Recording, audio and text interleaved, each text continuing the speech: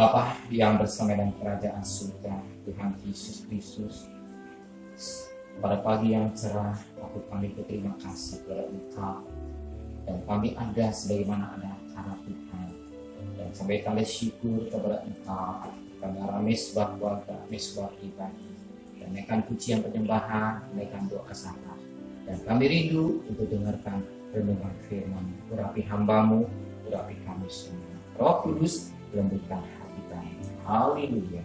Amin. Shalom. Pagi. Mari kita akan membaca Yeremia pasal 10. Yeremia pasal 10 ayat 17 sampai ayat 25.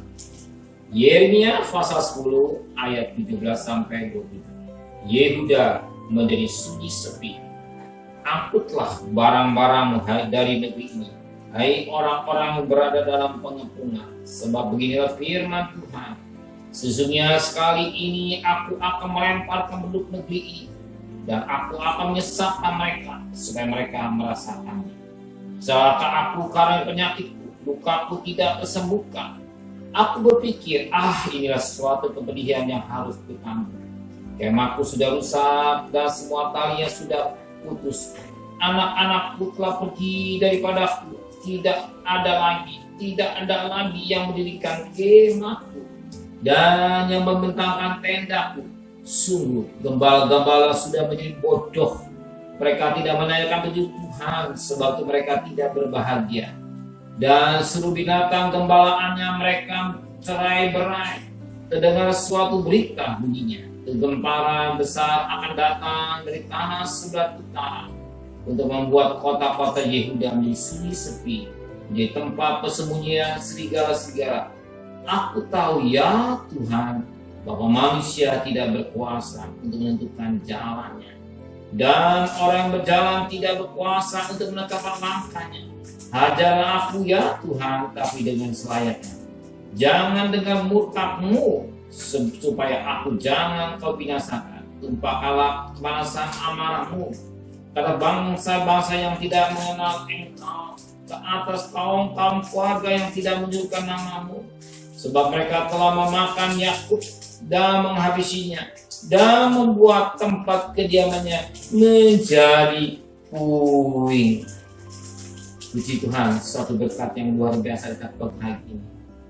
Firman Tuhan mengingatkan kita kembali bagaimana kehidupan satu bangsa Israel menjadi sunyi sepi. Kenapa? Karena mereka tidak minta petunjuk Tuhan. Ya, kenapa? Bahkan katakan Tuhan itu gembala-gembala, pemimpin-pemimpin tidak minta petunjuk Tuhan. Tetapi kita sebagai orang yang percaya, kita petunjuk Tuhan dalam Roh Kudus. Roh Kudus dan firman-Nya yang berikan petunjuk jalan hidup kita. Sebab firman Allah berkata dalam Mazmur 119 ayat 105, firman berberita bagi kami dan sungguh bagi jalan hidup. Dan Roh Kudus yang membimbing kita, sebagaimana Roma 8 ayat 14, bahwa kita anak Allah hidup dalam pimpinan Roh Kudus. Sebagaimana dikatakan pada ayat yang ke-23, aku tahu ya Tuhan, bahwa manusia tidak berkuasa untuk menentukan jalannya, dan orang-orang yang berjalan tidak berkuasa untuk menetapkan langkahnya. Jadi jalannya, langkahnya nggak berkuasa. Yang berkuasa itulah Tuhan. Kalau kita menempatkan diri sebagai anak Allah. Tapi yang sering terjadi, banyak kali kita lakukan sesuai dengan maunya kita sendiri. Kehendakku, bukan kehendak Roh Kudus. Bukan kehendak Roh Kudus, tapi kehendakku. Sehingga jalan kita tidak sesuai dengan maunya Tuhan. Sehingga petunjuk Tuhan tidak nyata hidup kita, karena kita maunya suka-suka sendiri. Tapi pagi hari ini saya bangga dengan saudara.